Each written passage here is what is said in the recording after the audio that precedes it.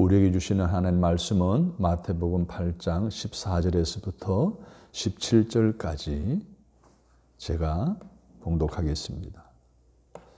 예수께서 베드로의 집에 들어가사 그의 장모가 열병으로 앓아 누운 것을 보시고 그의 손을 만지시니 열병이 떠나가고 여인이 일어나서 예수께 수종들더라. 저 물매 사람들이 귀신 들린 자를 많이 데리고 예수께 오거늘 예수께서 말씀으로 귀신들을 쫓아내시고 병든 자들을 다 고치시니 이는 선지자 예사야를 통하여 하신 말씀에 우리의 연약한 것을 친히 담당하시고 병을 짊어지셨도다 함을 이루려 하심이더라. 아멘. 건강한 인생을 위하여라는 제목으로 말씀을 드리려고 합니다. 복 가운데 가장 중요한 복을 들려면 여러분은 무엇이라고 말할 수 있겠습니까? 저는 복 중에 가장 중요한 복을 들려면 건강한 복이 아닐까 이렇게 생각합니다. 왜냐하면 아무리 권력과 재물을 가져도 건강하지 않으면 무용지물이 됩니다. 또 아무리 공부를 많이 해서 박사를 수십 개를 가져도 건강하지 않으면 사용할 수가 없습니다. 그래서 오늘 우리에게 절실히 요청되는 복이 있다면 바로 건강한 삶이 아닐까 싶습니다. 그런데 우리 하나님은 하나님을 사랑하는 사람들에게 이 복을 약속해 주셨어요. 그리고 이 복을 주셨어요. 뿐만 아니라 이 복을 누리게 하심으로 하나님이 맡겨진 사명을 감당케 하신 것을 우리는 성경을 통해서 살펴볼 수가 있습니다. 예를 들면 모세와 같은 사람, 갈렙과 같은 사람이 그러한 복을 누리고 그렇게 귀하게 쓰임받은 사람임을 알 수 있습니다. 잘 알다시피 모세는 80세에 부름을 받았습니다. 40년 동안 위대한 출애굽의 역사를 마무리하고 120세에 돌아갈 때에도 기력이 쇠하지 않았고 눈이 밝았다라고 했습니다. 그래서 의학계에서 모세의 이야기를 굉장히 많이 언급합니다. 오늘날에도 120세까지 살 수 있다. 그 근거가 뭐예요? 모세의 나이를 근거로 두는 정도로 모세는 건강했습니다. 또 갈렙을 들 수가 있어요. 갈렙은 40세에 부름을 받았어요. 45년 동안 쓰임 받았어요. 귀하게. 그리고 85세 때가 되어서 이전보다 더 건강했다라고 성경에 기록될 정도로 그의 영적 원기는 왕성했음을 말해주고 있습니다. 하나님의 거룩한 뜻을 이루어 드리는데 쓰임받기 위해서는 건강이 필수적이다라는 것을 단적으로 보여주고 있습니다. 사랑하는 여러분, 건강이 답입니다. 건강해야 주님 일을 감당할 수 있고 건강해야 그 일들을 오래 지속되게 감당할 수가 있는 것입니다. 그래야 하나님 나라를 위해서 귀하게 쓰임받을 수 있지도 않겠습니까? 그렇다면 어떻게 해야 우리가 건강한 인생을 살아갈 수 있을까요? 첫째로는 기쁨으로 살아야 됩니다. 그래야 내 몸에 해를 끼치는 스트레스를 안 받게 됩니다.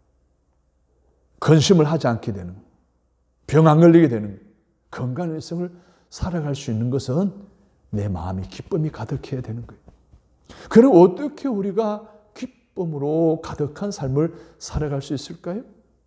성경에서는 하나님의 말씀이라고 해답을 주고 있습니다. 어떤 말씀일까요? 데살로니가전서 5장 16절에 보게 되면 항상 기뻐하라 이렇게 말하고 있습니다. 그리고 빌립보 4장 6절 7절에 보면 아무것도 염려하지 말고 오직 모든 일에 기도와 간구로 너희 구할 것을 감사함으로 하나님께 아뢰라. 그래야 모든 지각에 뛰어난 하나님 평강이 그리스도 예수 안에서 너희 마음과 생각을 지키시리라. 시편 18편 1절에 보면 나의 힘이 되신 여호와여 내가 주를 사랑하나이다. 시편 23편 1절에 보면 여호와는 나의 목자시네 내가 부족함이 없사리로다. 요한 3서 1장 2절에 보면 사랑하는 자 내 영혼이 잘됨 같이 내가 범사에 잘되고 강건하기를 내가 간구하노라. 뿐만 아닙니다. 이사야 53장 5절에 보면 그가 찔림은 우리의 허물을 인하며 그가 상함은 우리의 죄악을 인함이라. 그가 징계를 받음으로 우리가 평안을 누리고 그가 채찍에 맞음으로 우리가 나음을 입었도다. 자, 이렇게 말씀하신 약속의 말씀대로 살아가면 세상의 모든 염려와 근심과 결핍으로부터 내 마음과 생각을 하나님이 지키심으로 내 마음에 기쁨이 채워지게 된다는 거예요. 할렐루야. 아멘. 사랑하는 여러분, 하나님 우리에게 약속하셨어요. 항상 기뻐하라는 거예요. 뿐만 아닙니다. 아무것도 염려하지 말라는 거예요. 나의 힘이 되신 여호와를 사랑하라고 말하고 있습니다. 부족함이 없도록 우리의 목자가 되어주신다고 말씀하고 있어요. 우리가 잘 되기를, 강건하기를 간구하고 있다고 말씀하셨어요. 뿐만 아닙니다. 병든 우리를 낫게 하여 건강한 삶을 살아가도록 약속해 주신 이 약속의 말씀을 여러분이 믿고 그 말씀대로 살아가면 내 안에 근심이 떠나가고 기쁨으로 채워지게 될 줄로 믿습니다. 질병이 떠나가고 건강한 육신을 갖게 하실 줄로 믿습니다. 그러면 그렇게 해주시겠다고 약속하신 그분은 누구입니까? 이사야 53장에서도 그는 예수 그리스도임을 말하고 있습니다. 예수님이 대신 채찍에 맞아 주셨다고 했습니다. 그래서 우리가 나음을 얻었고 건강한 인생을 살아가고 있다고 하는 사실을 분명히 말씀해 주셨어요. 오늘 본문에 보십시오. 마태복음 18장 17절을 보면 이는 선지자 예사야를 통하여 하신 말씀에 우리의 연약한 것을 친히 담당하시고 병을 짊어지셨도다. 예수님께서 나 연약함을 담당해 주셨어요. 내 병을 짊어지셨다라고 하셨어요. 자, 그렇다고 한다면 오늘 예수를 그리스도로 믿고 그분이 약속하신 말씀을 받아들이며 내 모든 연약함을 하나님이 담당하시고 내 모든 짐을 하나님이 짊어지시기 때문에 내 안에 기쁨이 가득하고 내 몸은 건강이 되어진다는 이 약속의 말씀을 믿으시기를 주님의 이름으로 축복합니다. 아멘. 나를 병들게 하는 모든 염려, 근심, 스트레스 이것이 사라지고 내 안에 기쁨이 가득하게 되어 내 마음의 연약한 생각과 연약한 육신을 강건하게 하셔서 건강한 인생을 살아가게 하시는 것이 오늘 우리를 향한 하나님의 계획이라는 사실을 믿으시고 주신 건강의 복을 하나님의 거룩한 사명을 감당하는 일에 귀하게 쓰임받는 저와 여러분이 되시기를 주님의 이름으로 바랍니다. 우리가 항상 기뻐해야 될 이유가 어느 과학자에 의해서 입증이 되어졌습니다. 엘머 게이지라고 하는 박사가 사람이 호흡을 통해 나오는 이 기체를 액화시켜서 냉동을 시켰더니 색깔이 다양하게 나타나더라는 거예요. 화난 사람들의 호흡을 모아서 액화시켜 냉동을 시켰더니 밤색이 나오는 밤색. 그리고 슬퍼하는 사람들의 것을 모아서 색깔을 봤더니 회색이다라는 거예요. 그리고 기쁘고 행복한 사람들의 호흡을 모아서 색깔을 봤더니 청색이다라는 거예요. 근데 더 놀라운 사실은 엘머 게이지 박사가 그 밤색 나오는 것을 조사해 봤더니 독소가 엄청 강하더라는 거예요. 80여 명을 죽일 수 있는 강력한 독소다라는 거예요. 그리고 화를 내며 분노하게 되면 내 몸에 이 독소가 막 솟아나는 거예요. 그 독소를 가득 찬 내 몸이 어떻게 건강해질 수가 있겠느냐는 것을 엘머 게이지 박사가 추정한 거예요. 그렇다고 한다면 하나님의 자녀인 그리스도 오늘 저와 여러분 어떻게 살아야 할까요? 하나님의 약속의 말씀, 건강의 복을 주시겠다고 하시는 이 약속의 말씀에 대한 확실한 믿음으로 매사를 기쁘게 살아야 합니다. 즐겁게 살아야 되겠죠. 행복하게 살아야 되지 않겠습니까? 그런데 우리는 살다 보면 인간이기 때문에 화를 내지 않을 수가 없어요. 마냥 기뻐할 수만은 없다는 이야기예요. 그러나 성경에서는 이렇게 말씀하셨어요. 에베소 4장 26절로 27절에 분을 내어도 죄를 짓지 말며 해가 지도록 분을 품지 말고 마귀로 틈을 타지 못하게 하라. 분을 낼 수 있다는 거예요. 그러나 해가 지도록 분을 품지 말라는 거예요. 왜? 마귀가 틈탄다는 거예요. 그럼 어떻게 해야 됩니까? 분한 상황에서도 우리는 그 당사자에 대해서 상황에 대해서 이해해야 됩니다. 그리고 관용하고 풀어야 됩니다. 그리고 용서할 수 있어야 됩니다. 그렇지 않고 계속해서 미워하는 마음, 분노하는 마음으로 차 있으면 내 마음에 독소가 생겨 기쁨은 사라지고 근심이 스트레스가 더 쌓여지게 되고 내 몸은 망가질 수밖에 없다는 거예요.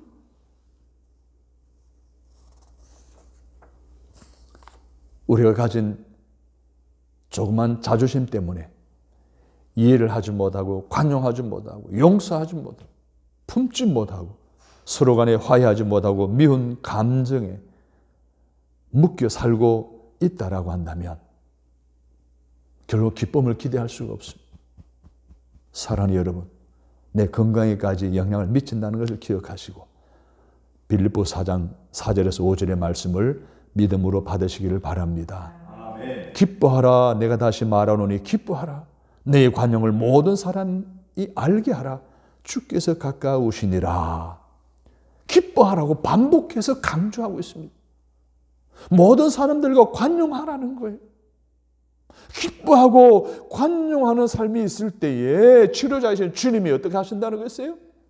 주께서 가까우시니라. 주님이 우리를 찾아오시는 거예요. 오늘 우리의 기쁨이 있는 곳에 주님이 찾아오신다는 거예요. 관용하고 용서하는 이해하는 마음속에 주님이 찾아오신다는 거예요. 오셔서 우리 마음속에 스트레스, 근심, 질병의 원인들 다 사라지게 만들고 치료해 주셔서 오늘 우리를 하여 건강하게 하신다는 이 약속의 말씀을 믿으시기를 바랍니다. 아멘. 오늘 연혜가 여러분에게 있게 되기를 저 기뻐함으로 주시는 하나님의 건강의 축복이 여러분에게 은혜로 임하게 되기를 주님의 이름으로 축복합니다. 두 번째로는요, 긍정적인 생각을 할 때에 건강한 인생을 살아갈 수가 있다고 말하고 있습니다. 여러분, 긍정적인 인생은 긍정적인 생각에서 비롯이 됩니다. 이 생각에서 말이 되고요, 말이 뭐가 되는 거예요? 습관이 되고요, 습관이 뭐가 되는 거예요? 행동이 되는 거예요. 그래서 우리가 긍정적인 생각을 하게 되면 긍정적인 행동을 하게 되어 있어요. 긍정의 습관을 가지게 되어 있어요. 그러면 오늘 우리의 삶에 이 긍정적인 생각이 지배함으로 말미암아 우리의 삶에 있어서 행동하는 것이 건강해질 수밖에 없다는 거예요. 그래서 잠언서 기자는 잠언서 4장 23절에서 무릇 지킬 만한 것보다 더욱 내 마음을 지키라. 생명의 권원이 이에서 남이니라. 할렐루야. 아멘. 사랑하는 여러분, 건강한 생각에서 건강한 습관이 나오고 행동이 나오고 건강의 복이 따른다는 사실을 성경은 분명히 말씀하시면서 네 마음을 지키라는 거예요. 긍정적인 생각을 가져라는 거예요. 생명의 권원이 이에서 난다라고 말하고 있습니다.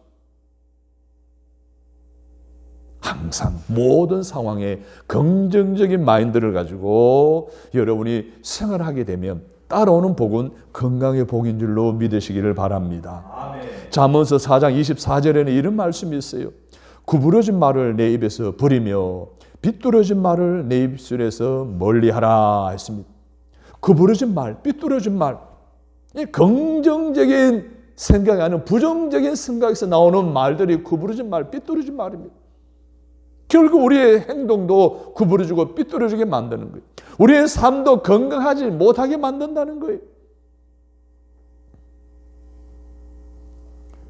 나의 생각이 말이 됩니다. 말이 행동이 됩니다. 행동이 습관이 됩니다. 습관이 내 인생을 결정짓게 된다는 거예요. 사랑하는 여러분, 긍정적인 생각은 아주 중요합니다. 긍정적인 생각을 해야 정신적으로 육체적으로 건강한 삶을 유지하고 지켜 나아갈 수가 있습니다. 우리나라 여러 많은 가문들 가운데 장수하는 한 유명한 가문을 든다면 윤보순 전 대통령 가문이 건강 장수하는 가문이었습니다.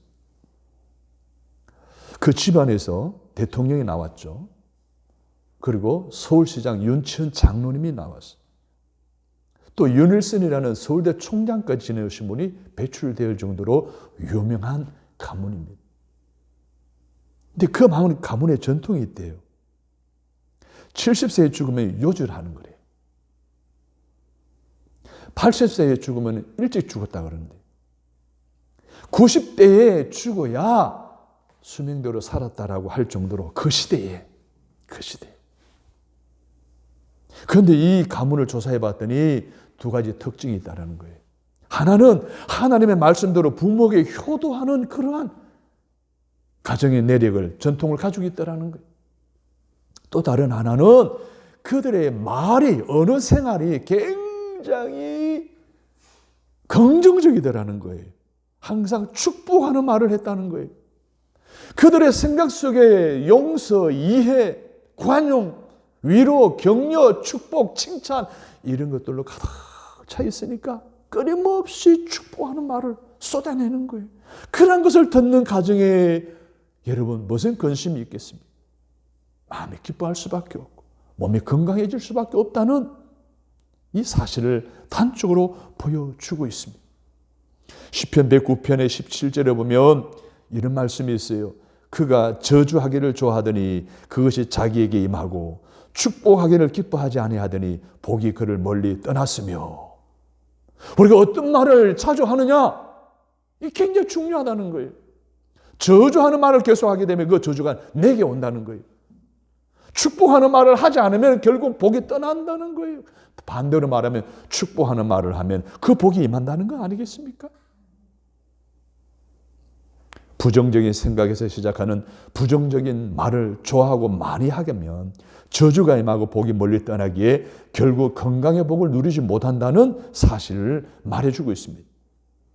성도 여러분, 긍정적인 생각을 품고 말과 행동의 기준으로 삼는 좋은 습관을 가짐으로 내 마음의 근심과 염려는 떠나가고 평강과 기쁨이 가득하기를 바랍니다.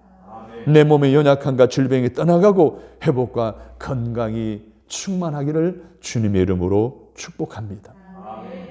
우리가 건강한 인생을 위하여 항상 기뻐하시기를 바랍니다.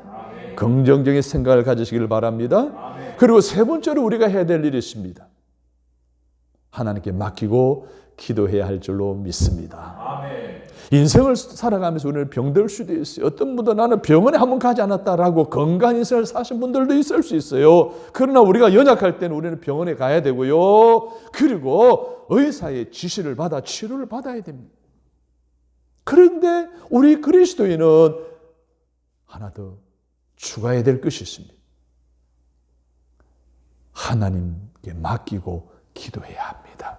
아멘. 많은 그리스도인들이 아프면 병원에 가요. 약물 치료해요. 그러나 하나님께 맡기고 기도하잖아요. 근데 우리 그리스도인들은 맡기고 기도해야 될 것을 오늘 본문 우리에게 말씀해 주고 있는 거예요. 그러면 왜 우리가 하나님께 맡기고 기도해야 될까요? 우리 하나님은 치료자이시기 때문입니다. 아멘. 우리가 하나님께 맡기고 기도하면 하나님은 다 치료해 주십니다. 왜? 그분은 치료의 하나님이시기 때문입니다. 출애굽기 15장 26절에 보면 나는 치료하는 여호와라고 했습니다. 말라기 4장 2절에 보면 치료하는 광선을 바라신다라고 했습니다. 시편 103편 3절에 보면 내 모든 병을 다 고치신다라고 말했습니다. 이사야 53장 5절에 보면 제가 채찍에 맞음으로 우리가 나음을 입었다라고 했습니다. 그것뿐만 아닙니다. 오늘 본문 16, 17절을 보십시오. 16, 17 시작. 저물매 사람들의 귀신 들린 자를 많이 데리고 예수께 오거늘 예수께서 말씀으로 귀신을 쫓아내시고 병든 자들을 다 고치시니 이는 이사야를 통하여 하신 말씀에 우리의 연약한 것을 친히 담당하시고 병을 짊어지셨도다 함을 이루려 하심이더라. 아멘. 예수님은 누구신가? 약한 자의 강함과 눈먼 자의 배채시며 병든 자의 고침과 죽은 자의 부활되고 오래 생명 되시네. 예수님은 누구시라고요? 우리 병을 짊어지시는 분이세요. 우리 병을 치료하시는 분이세요. 어떤 병도 고칠 수 있는 분이십니다. 주님은 지금까지 병든 자들은 다 고치신 분이심을 믿습니다. 그러면은 누구를 고쳐주셨을까요? 어떤 사람을 고쳐주셨나요?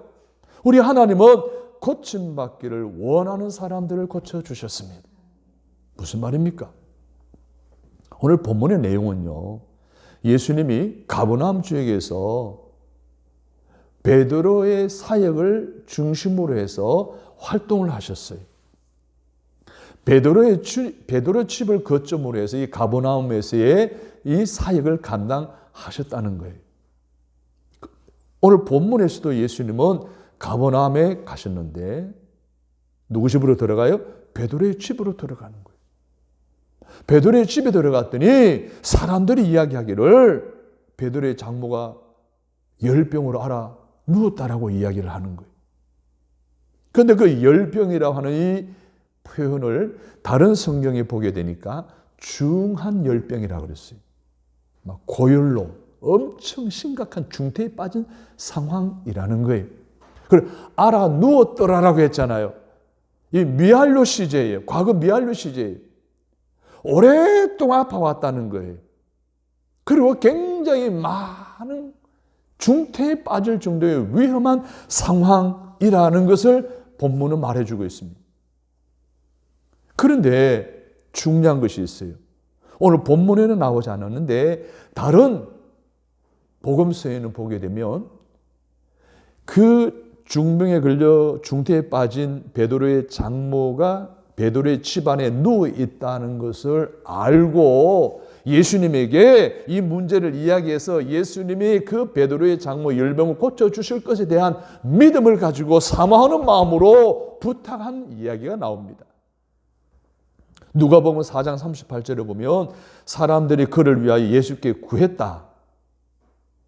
마태복음 1장 30절에 보면 사람들이 곧 그 여자에 대해 예수께 여짜온대라고 했는데 현대어 성경에 보니까 사람들은 제발 이 부인을 고쳐주십시오 하고 간절히 애원했다라고 표현하고 있습니다.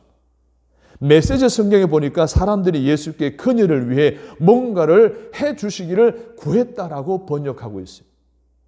그럼 베드로의 장모가 알아 누워 있는 것을 알고 있는 가족이나 친척이나 주변 사람들이 예수님의 베드로의 집에 당도하자마자 예수님에게 예수님, 베드로의 장모가 지금 이렇게 알아 누워 있어요. 치료해 주세요. 고쳐 주세요. 라고 간청했다는 거예요. 사랑하는 여러분, 당사자가 내 병을 치료받기를 원하는 그런 믿음을 보시고 내 믿음대로 될지어다 주님은 치료하셨습니다. 뿐만 아닙니다. 마태복음 9장에 보게 되면 중풍병에 걸린 이 친구를 네 사람이 데리고 예수님께로 오잖아요. 그때 중풍병자의 믿음이 아니고 내 친구의 믿음을 보시고 중풍병자야, 내 자리를 들고 일어나 걸어가라, 집으로 가라라고 했을 때 걸어간 줄로 믿습니다. 다시 말해서 오늘 당사자가 그런 형편이 되지 못하면 주변 사람들의 이 사람의 주님을 만나면 치료받을 것이라는 믿음을 가지고 간구하면, 기도하면 예수님은 다 치료해 주신다는 거예요. 할렐루야. 아멘. 사랑하는 여러분, 그래서 오늘 우리에게 중보기도가, 도구기도가 필요한 거예요. 내가 주님께 기도합니다. 아무개 하나님 너무너무 힘들어요. 수술에 들어갔어요. 치료 중에 있어요. 병을 안고 살아가면 너무 고통스러워요. 문제를 해결해 주세요. 치료해 주세요라고 간절한 믿음으로 기도하면 하나님은, 주님은 그 문제를 해결해 주신다는 사실을 믿으시면 아멘 하십시다. 아멘. 이러한 귀한 믿음을 여러분들도 갖게 되시기를, 그래서 치료하시는 하나님을 만나게 되는 체험하시기를 주님의 이름으로 축복합니다. 아멘. 그리고 또 하나는 누구를 치료하시는가 하면 삶의 목적을 하나님께 두는 사람을 하나님이 치료하십니다. 베세다 사람인 베드로가 결혼한 직후에 가버나움으로 부부가 함께 이사를 갔습니다. 베드로의 동생 안드레와 그리고 아내의 어머니, 친정 어머니인 장모까지 함께 이 가버나움에서 살게 되면서 주님이 가버나움 사역을 돕는 거점으로서의 가정을 내어드리고 온 가족이 함께 이 사역에 동참하고 헌신하는 그런 아름다운 이야기가 오늘 본문의 말씀에 배경에 나오는 이야기들입니다. 그렇다고 한다면 베드로의 장모를 비롯해서 온 가족이 예수님의 사역을 정말로 섬기고 도왔다는 것을 우리가 추론해 볼 수가 있는데 이 사실을 입증하는 내용이 나옵니다.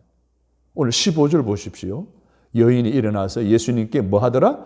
수종들더라 라고 했습니다. 이 수종든다는 표현을 현대 성경에 보니까 그 부인이 일어나서 그들을 위하여 식사를 준비했다. 메시지 성경에서는 그 장모가 곧 일어나 일행의 저녁을 준비했다라고 했어요.